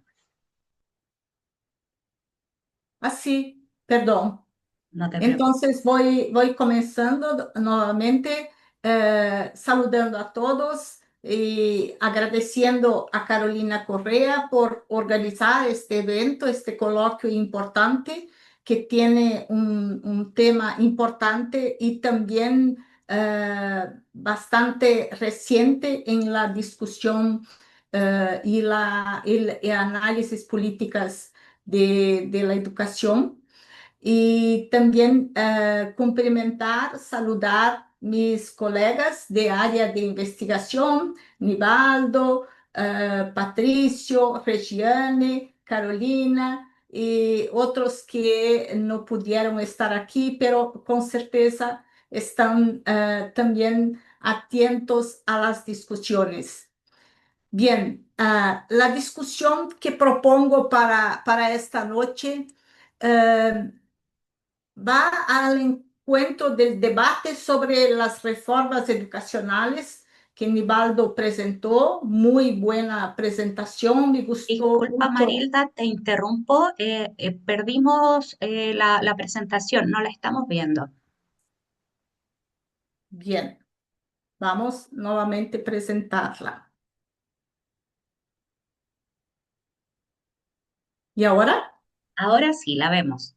Muy bien, entonces, como yo decía, este tema está muy cercana de las discusiones que estamos trabajando en el área de políticas educativas del IESED, pero también es una discusión muy importante en Brasil porque trae la posibilidad de establecer otros reglamentos y otros pilares para la discusión de la calidad educativa. Yo no traducí mi presentación para español, está en portugués, pero voy hablando despacito y así creo que todos van a comprender. Bien, en Brasil estamos discutiendo y también en nuestro grupo de investigación de la Universidad del Oeste de Santa Catarina, estamos discutiendo sobre indicadores educacionales que no solamente se limitan a las evaluaciones en larga escala, sino que también propongan otros indicadores para evaluar tanto la calidad como también las condiciones de escolarización y de que los niños y niñas tengan su escolaridad asegurada a lo largo de los años en que está en la escuela. Bien, no va a pasar. Ah, sí. ¿Está pasando para ustedes? Ah, qué bueno. Bien, siguiendo algunos autores que estamos trabajando en nuestro grupo de investigación, que dicen que los indicadores educacionales son definidos como una medida pero de orden calitativa o también cuantitativa, no hay problema, que tengan significado particular y que puedan ser utilizados para organizar y capturar las informaciones más relevantes, más importantes de los elementos que componen el objeto de observación. Así que el término indicador no va a dejar de ser una medida, pero no es una medida que se basea únicamente en pruebas. Para el INEP, que es el instituto responsable por el levantamiento de informaciones sobre dados educacionales en Brasil, para este instituto, los indicadores ayudan a diagnosticar desigualdades y fragilidades del sistema, así como también subsidiar la formulación e implementación de políticas públicas promover la gestión escolar, pero no solamente la gestión escolar, sino que una gestión democrática. También monitorar avances, desafíos, metas educacionales, como es, por ejemplo, los indicadores cuantitativos, especialmente los que están asociados a las pruebas externas en gran escala. Y también tienen que considerar una calidad social de la educación que va al encuentro del derecho a la educación. Y esta calidad social también va a ser medida por indicadores internos y externos a la escuela. En Brasil, hay tres dimensiones de indicadores educacionales: indicadores de contexto, indicadores de trayectoria y indicadores de aprendizaje.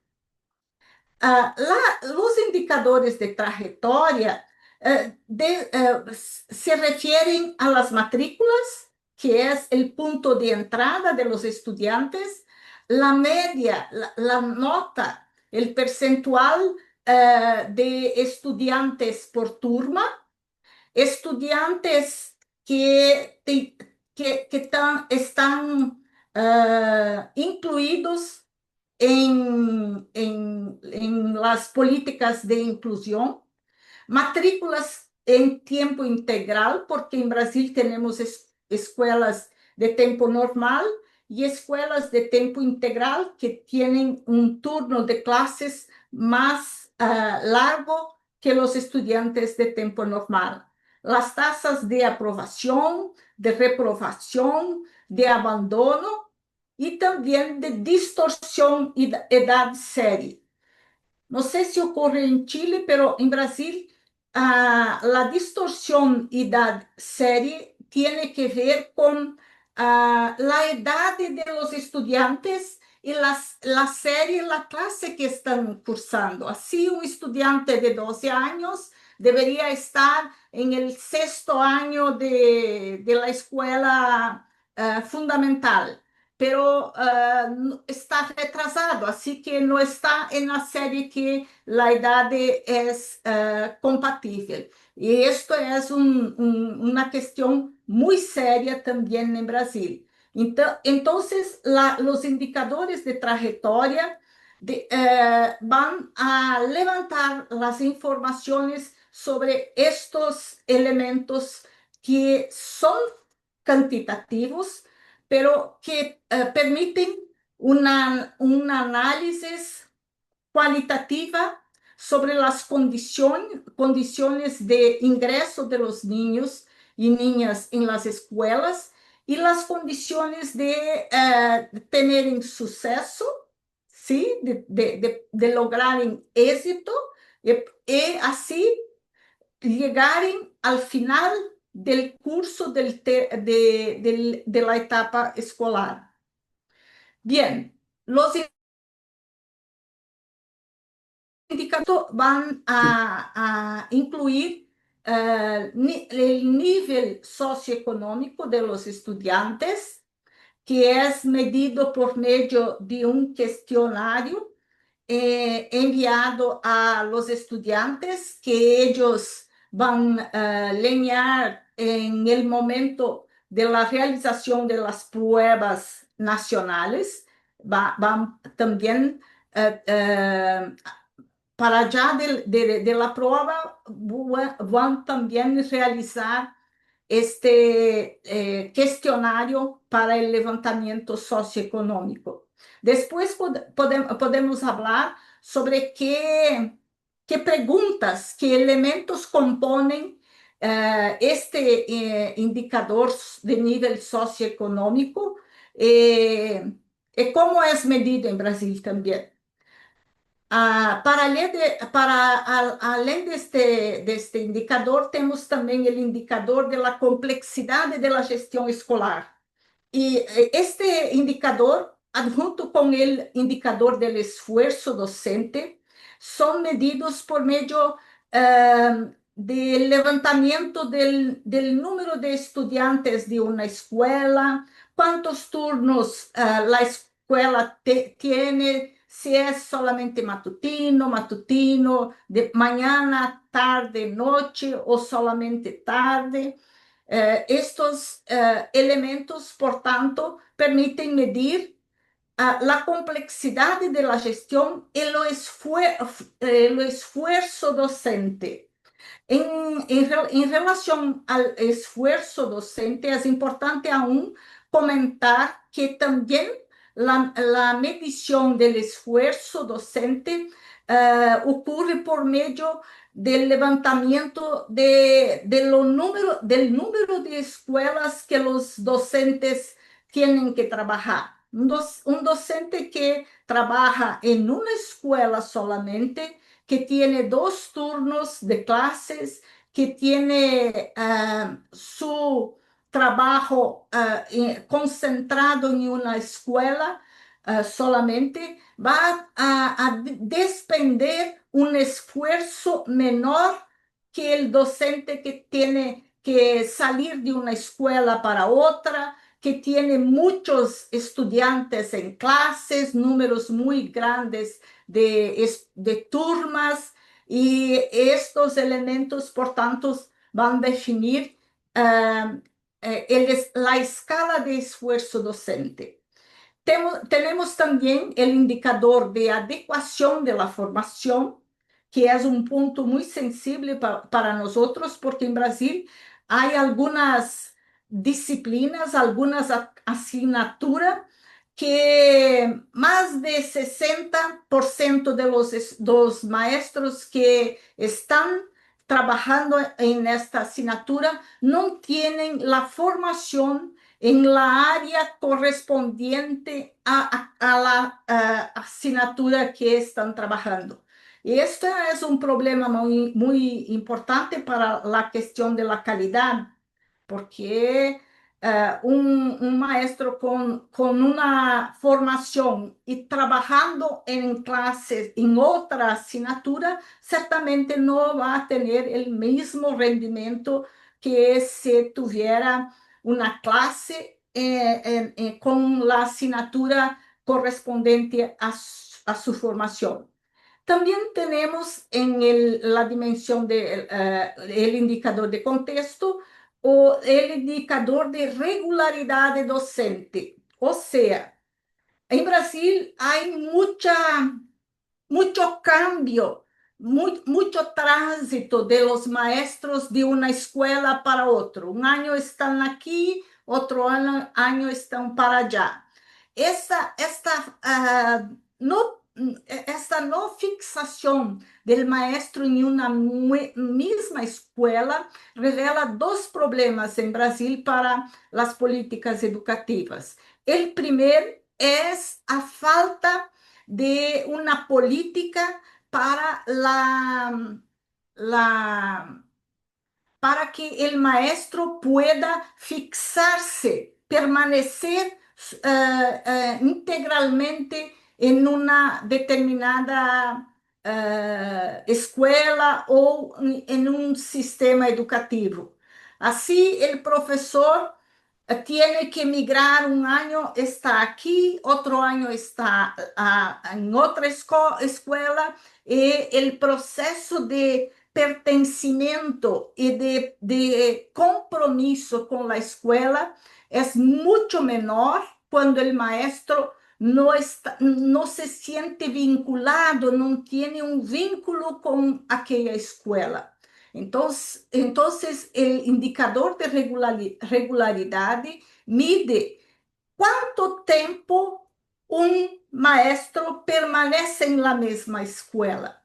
Este tiempo va a decir sobre el indicador de regularidad docente.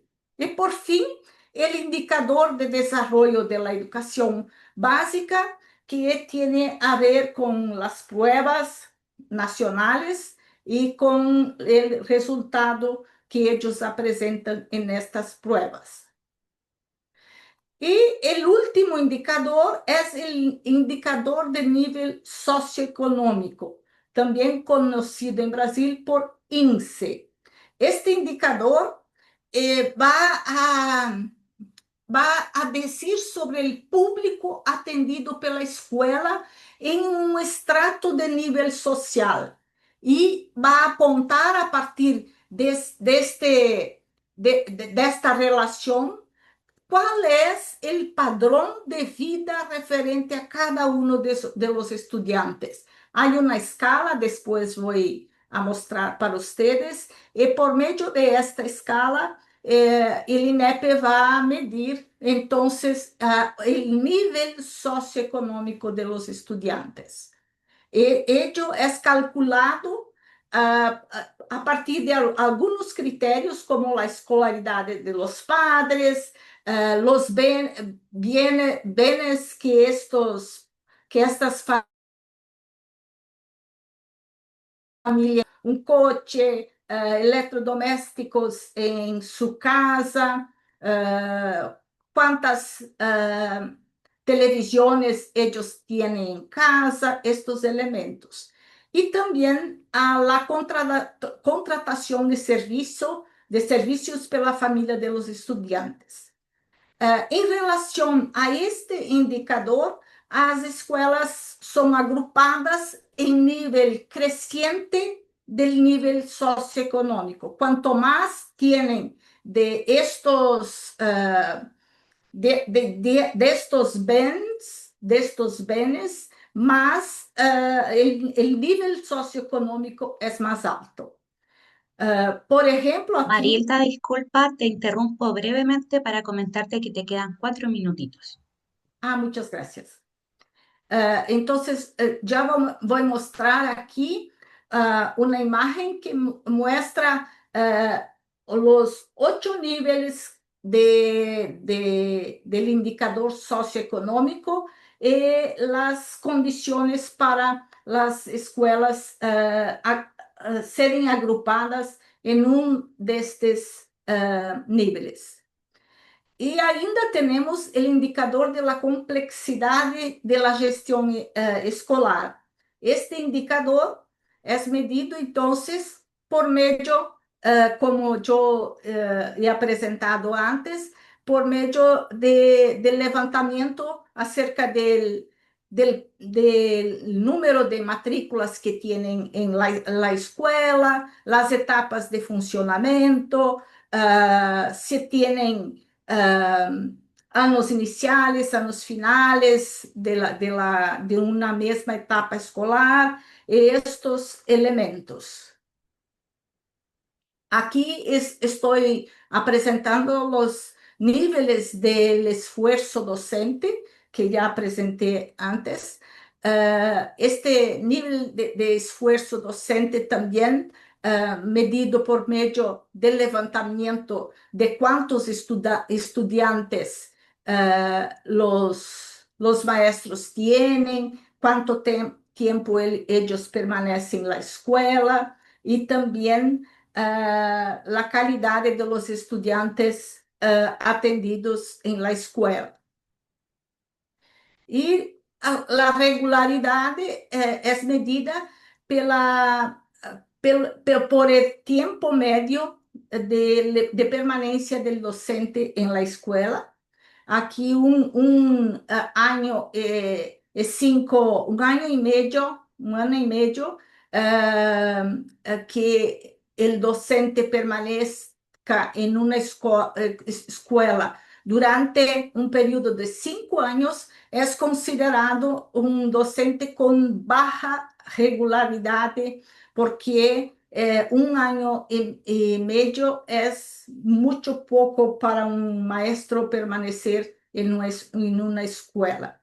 O ideal para ter uma regularidade alta é que eles possam permanecer em uma mesma escola durante 3 anos e meio por 5 anos. E aqui, então, o indicador de adequação docente, que também vai observar las disciplinas que él ministra y la formación correspondiente o no a aquella disciplina. Y por fin, el aprendizaje, como también ya comenté, es la participación de los estudiantes en las evaluaciones que en Brasil van a pertenecer al sistema de evaluación de la educación básica llamada de SAEB.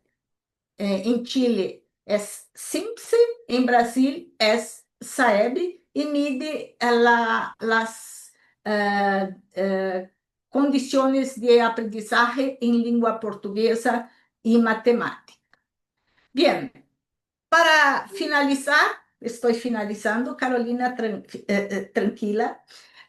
Los indicadores educacionales, entonces, a nuestro juicio, eles no pueden ser leídos de forma isolada, pero tienen que ser leídos en las sus distintas dimensiones, o sea, juntos, para que tengan la posibilidad de una evaluación más completa, más abrangente de las condiciones de calidad de las escuelas y también una evaluación que no se preocupe solamente en los resultados, sino que también en el proceso educativo. A nuestro juicio, es importante tener indicadores educacionales, tais como los presentados aquí, pero es importante la formación de la capacidad de una lectura crítica de los datos educacionales pelos maestros, pelos directivos, para que así la lectura sea más completa y pueda demostrar un mapa de la escuela en sus diferentes dimensiones. Incluso en relación a las desigualdades regionales y sociales también. Era esto, muchas gracias a todos. Bien, seguimos adelante. Y seguimos adelante, precisamente Marilda, pero antes te agradecemos esta presentación que nos trajiste y que nos habla de muchas similitudes, ¿cierto?, entre lo que es el sistema escolar chileno y también el de Brasil. Abro ahora el micrófono para que comencemos un diálogo entre quienes pusieron, entre quienes están asistiendo, espacio para preguntas, consultas, comentarios, así que les cedo la palabra.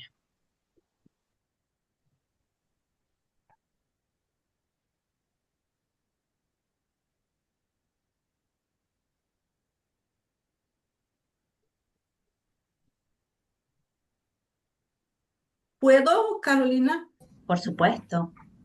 Les pido disculpas, pero no conseguí llegar a tiempo de oír la presentación de Luis Felipe y María Verónica, así que voy a comentar sobre la presentación de Nibaldo, que pudo oírla de completo. Nibaldo trae un par dialéctico muy interesante para discutir la problemática de las reformas educacionales en Brasil, que me llamó mucha atención. La dimensión entre la dimensión, voy a llamar así, Nibaldo me corrija si no es esto, la dimensión profana y la dimensión sagrada de las reformas educacionales. Y este par dialéctico también permite una lectura crítica de las reformas educacionales y, por otro lado, también permite una comparación interesante con Brasil. Veo, Nibaldo, que las reformas educacionales de Brasil y de Chile no son tan diferentes. Ellas tienen los mismos puntos y también las mismas cuestiones profanas y sagradas. Pero quiero te preguntar, Am, la cuestión de las reformas educativas serem tan parecidas en los países de la América Latina, estão de facto relacionadas a políticas de la década de 90, como la conferencia de Jauntien, o tienen que ver con un otro movimiento más global que está a definir políticas para todos los países indistintamente. Gracias, Marilda, por tu pregunta. Sí, bueno, esto de la lectura, ¿no es cierto?, que nosotros hacemos acá, y por eso yo concibo a estos autores, ¿no es cierto?, a Pedro y Puig, en que nos hablan, ¿no es cierto?, de estas reformas que están obviamente asociadas a tres dimensiones. Yo la planteé, por supuesto, desde la perspectiva chilena, y yo creo que esto es bastante usual y mirado también desde la perspectiva, ¿no es cierto?, brasileña y latinoamericana, en fin, incluso de Iberoamérica, que responden a ciertos elementos que son, desde nuestra perspectiva, para nada contradictorios, porque la verdad es que en la década de los 80 muchos de los países de nosotros estaban en plenas dictaduras, ¿ya? Entonces, eh, por un lado, los fondos monetarios, ¿no es cierto? El Banco Mundial nos pasaba dinero para los países como el nuestro, pero ponía, ¿no es cierto?, sus exigencias. Entonces, ese era un elemento que es bastante usual. Eso fue lo que pasó.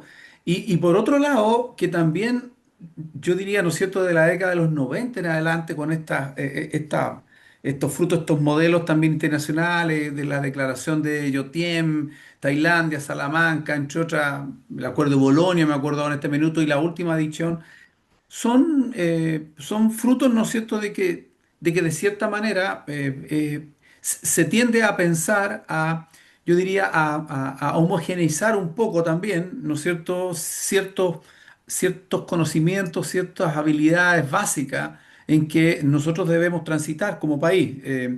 Pero yo estoy más de acuerdo con la última que planteé, Marilda, que tiene que ver un poco, al menos en Chile, si no hubiésemos quedado en eso, han habido dos grandes reformas que tiene que ver, ¿no es cierto?, el haber echado abajo. Sí, en Chile decimos romper eso, que fue, ¿no es cierto?, los movimientos, ¿no es cierto?, sociales que hubieron en el 2006, 2007, que de esos movimientos nació la nueva educación pública que tenemos hoy día.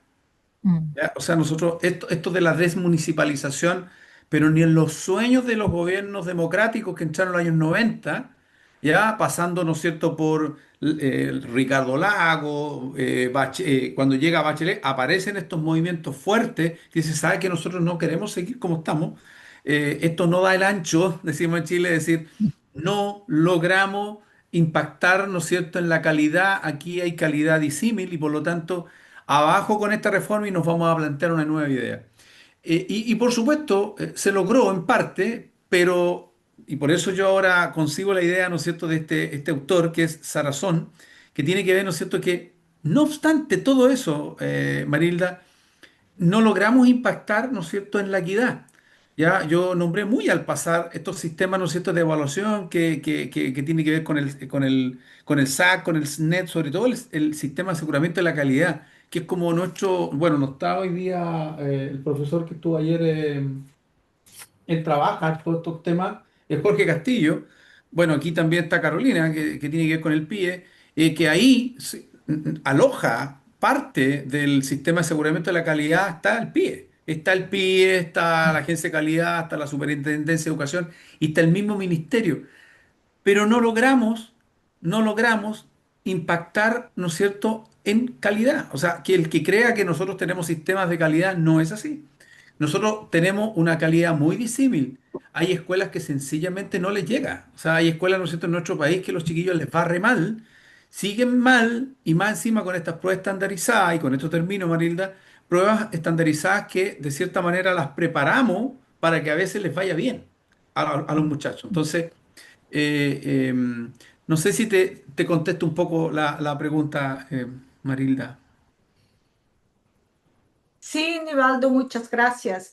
Me gustaría de también contribuir diciendo que a mí, al menos en las investigaciones que vengo realizando junto con el grupo de investigación, va evidenciando que los organismos multilaterales, especialmente en relación a la educación, la OCDE, Mm, están definiendo las reformas educacionales. Ellos dicen el camino y también convencen mm, con Sí. recursos financieros los países a hacerlas.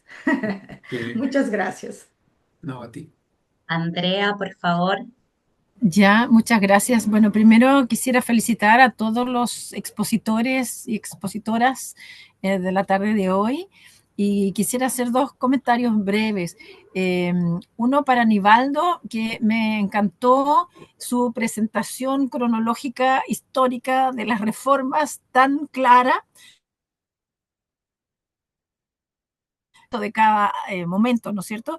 Y también lo de Marilda, cuando ella dice que estos indicadores que existen en Brasil y en Chile, ¿no es cierto?, son vistos sin un análisis crítico. Eso ahora nosotros estamos entrevistando directores de escuelas básicas y no hay ningún análisis crítico y ellos han naturalizado, también yo lo dije ayer, la palabra esa naturalización, ¿no? O sea, el poder hegemónico los hace creer que está todo bien y que no cuestionan absolutamente nada. Entonces, no hacen ningún análisis crítico de los indicadores. Y en tiempos de Piñera se hablaba de la famosa, entre comillas, semaforización. Unos colegas míos de profesores de historia de otra universidad me decían, pero ¿qué será eso? ¿Qué será eso? Pero era simplemente que era, ¿no es cierto? Que si estaban en rojo estaban muy mal, que si estaban en verde estaban bien y si estaban en amarillo era transición, pero ese concepto, ¿qué concepto es? O sea, entonces se agrupaban los colegios por colores del semáforo y eso era todo. Entonces, no hay ningún análisis crítico y cuando las primeras diapositivas de Marilda hablaba del contexto, bueno, ese contexto no existe. Y bueno, hay muchos autores también que plantean que por qué no se hace un análisis por cada escuela, ¿ya? Entonces, estos indicadores tan globales y que solamente comparan una escuela con otra y los apoderados y los mismos directivos y todos se sitúan en un ranking, eso no lleva a ninguna mejoría de la calidad ni de la equidad. Entonces, bueno, quería rescatar esas dos cosas, lo de la historia, ¿no es cierto?, ese desarrollo cronológico de Nivaldo y esta idea que me pareció súper potente, aparte de todo lo que dijeron también los otros expositores, pero me quedo también con esa idea de un análisis crítico en torno a los resultados que se obtienen por los diferentes indicadores que se aplican. Eso, Y a muchas gracias. propósito del último tema que tocas, Andrea, me gustaría integrar también a la conversación a Luis Felipe, que tiene trabajo respecto a accountability de altas Mm, consecuencias, también a propósito de este semáforo, mm, de esta, digamos, estrategia que de alguna manera califica, clasifica a las escuelas. Y sí. además de eso, de también integrar a Luis Felipe, si gusta comentar algo, también hacer un punto en que, claro, hay una diferencia entre el rendimiento en general, lo hemos visto el día de ayer, hoy, entre los establecimientos según el estrato socioeconómico de las familias de origen de los niños, niñas y adolescentes que asisten, pero también hay un tema de calidad también a nivel país, a nivel regional, en cuanto al desempeño que se tienen en estas pruebas que realizan estas organizaciones también internacionales. Así que también quedamos al debe en ese tipo de evaluaciones también. No sé si me permites, Carolina, porque yo me tengo que ir, Sí, lamentablemente claro, me tengo que ir a sí. clase. Solamente comentar un poco la presentación de Marilda, en la cual yo estoy muy de acuerdo en que, y nos pasa también a nosotros acá en Chile, de que de cierta forma establecemos ciertos indicadores que no son contextualizados, ya que los pensamos, ¿no es cierto?, que esos indicadores primero no son acordados, son impuestos. son impuestos en Chile, en muchas escuelas. Estamos hablando, ¿no es cierto?, de indicadores asociados, ¿no es cierto?, a pruebas estandarizadas y otros indicadores también en que nos hacen, ¿no es cierto?, mediciones, por un lado, en la cual perfectamente nosotros no estamos de acuerdo, o sea, sistemas escolares que no están de acuerdo. No obstante, yo hablo, por ejemplo, necesariamente de pruebas estandarizadas como el mismo CIMSE. Con esto, y con esto termino, una escuela ATP en Chile, que lo que hace es formar estudiantes que van a salir al campo laboral, no implica, ¿no es cierto?, de que sea un indicador adecuado, cuando el indicador más adecuado, a propósito de lo que nos dice Marilda, es cuántos de los niños que terminan una carrera ATP, de técnico profesional, están trabajando después en la profesión, en lo que ellos, y no son tan relevantes esos indicadores, ¿ya? Cuando alguna vez visitamos alguna escuela, yo me acuerdo que conversaba con un alcalde de una comuna muy pobre acá en la región del Maule, y le decía, alcalde, nosotros le venimos a presentar, mire, algún proyecto para que nosotros mejoremos los indicadores de, ¿no es cierto?, de pruebas estandarizadas como el CIMSE. Y él nos dijo, a nosotros no nos interesa el CIMSE. ¿Sabe cuál es el indicador más importante para nosotros? El de asistencia, ¿ya? Y el índice, ¿no es cierto?, de clima organizacional. Necesitamos que haya menos violencia en mi escuela. Ese es un indicador para nosotros importante, es decir, disminuir, es decir, trabajar y trabajar, ¿no es cierto?, con un indicador como el de la asistencia. Y eso, en muchos casos, no se considera. Eso, gracias, estimados colegas. Perfecto. ¿Alguien más? Patricio. Bueno, no habíamos saludado a Patricio, se integró hace un momento también. Patricio Rivera es subcoordinador del área de políticas educativas del IESET Chile y también trabaja el tema de los SLEP. No sé si quisieras agregar algo al diálogo de esta tarde, Patricio. Hola, buenas tardes a las colegas y los colegas que os pusieron, tanto ayer como hoy. Hoy me integré al inicio de reunión, así que de la sesión, así que pude ver la totalidad de las exposiciones. Eh, Solamente felicitar, dado que los comentarios para respetar el tiempo tengo varios o varias y lo haré llegar a las y los expositores, dado que se cruza con algunos temas que estamos analizando y sobre todo levantando información aquí. Así que bastante feliz por la coordinación que se ha hecho exitosamente el evento de parte de Carolina y de la convocatoria que ha tenido este. Así que muchos saludos. Estoy en Lima ahora porque tengo que exponer mañana también en otro evento. Así que felicitaciones y reconocimiento desde el Virreinato del Perú. Así que todo muy bien para ustedes. Gracias. Gracias, Patricio. Saluda al profesor Sime de allá. Y Muchas gracias, Virrey. sí, gracias. Y bueno,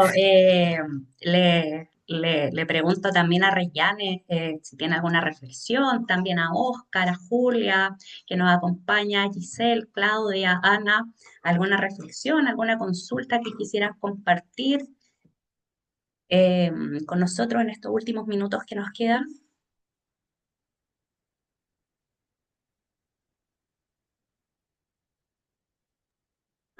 Yo sí, no, yo pudiera, un segundito, Sí, por favor. claro, perfecto. Solamente en relación a un tema que yo creo que es importante, que en relación a lo mismo que estamos hablando de los indicadores, un poco de la sacralización de estos indicadores, ¿cierto? Que la mirada crítica respecto a los indicadores implica también preguntarse qué son, qué buscan y qué es lo que, digamos, de qué forma orientan, ¿cierto? Lo que finalmente las comunidades educativas terminan haciendo. Y esa pregunta crítica muchas ocasiones no está ahí presente, pero siento yo que respecto a este tema hay mucho consenso respecto de los costos que generan a los sistemas educativos, considerar, sobre todo cuando se priorizan, ¿cierto? Este tipo de indicadores respecto de lo que significa las características o la calidad de la educación. Pero para mí es muy llamativo que em, no haya el mismo, hay muchas, que hay un campo de investigación y tiene mucha investigación respecto a este tema y de los costos de las críticas a nuestros sistemas performativos. Tienen mucho y mucho tiempo de muchos países del mundo. Em, y bueno, y yo creo que estamos, no será muy optimista lo que voy a decir, pero yo creo que estamos peor que antes, ¿ya? Pese a ese gran volumen de evidencia, ¿ya? Pero al mismo tiempo, también es llamativo que en distintos eh, contextos educativos del mundo tampoco emerjan con suficiente fuerza modelos alternativos. ¿Ya? Entonces, una invitación, ¿cierto?, a personas que trabajamos en estos temas es pensar en eso, pensar, avanzar, ¿cierto?, más allá de la constatación de lo que ya sabemos, ¿cierto?, a buscar posibilidades, explorar, pilotear opciones que vayan mostrando con evidencia, ¿cierto?, ventajas que pueden tener otras aproximaciones a estos mecanismos, porque de verdad, una cosa que también es muy cierta, ¿cierto? A partir de todo lo que significa la performatividad, y es, toda esta cultura finalmente empieza a entrar por nuestras pieles hasta nuestras venas. Y es muy difícil extirpar estas lógicas. Al contrario, se van internalizando en nuestra vida cotidiana, en nuestra personalidad social y psicológica, y ciertamente se hace todo mucho más cuesta arriba cuando las cosas son así. Tal cual, Luis Felipe, hay una paradoja entre toda esta evidencia disponible y el impacto real que va teniendo en la toma de decisiones en nuestras políticas. Bueno, empezamos a cerrar ya en honor al tiempo este coloquio, esta segunda jornada de este segundo coloquio del área de políticas educativas del IESET Chile. Les recuerdo la página, ahí pueden acceder a nuestras redes sociales también para informarse de lo que hacemos y de futuros eventos. Y nada más decir que en estas dos jornadas tratamos de reunir voces diversas, tanto del instituto, en particular del área de políticas educativas, del instituto en general, de instituciones colaboradoras que son parte, están adscritas al IESET Chile, pero también quisimos integrar, incorporar a colegas que vienen de instituciones que, si bien no están adscritas, realizan un trabajo ciertamente relevante en estos ámbitos. Así que el agradecimiento a todos ellos, a todas ellas, a ustedes por asistir, a todos quienes colaboraron en la organización de esta instancia. Y solamente eso, nada más que a despedirse y nos estamos encontrando en un próximo encuentro. Eso. Eh, Hasta luego, que tengan buen fin de semana. Bueno, para mí que no trabajo mañana, Muchas para ustedes gracias. también, Gracias. cuídense y Chao, abríguense. chao. Hasta luego, Chao, colega, que gracias. estén Hasta bien. luego, que estén Chao, muy bien. Excelente, gracias. felicitaciones. Chao, Marlita. Chao, chao. Chao, gracias. Chao. Se me olvida siempre cómo parar el recording.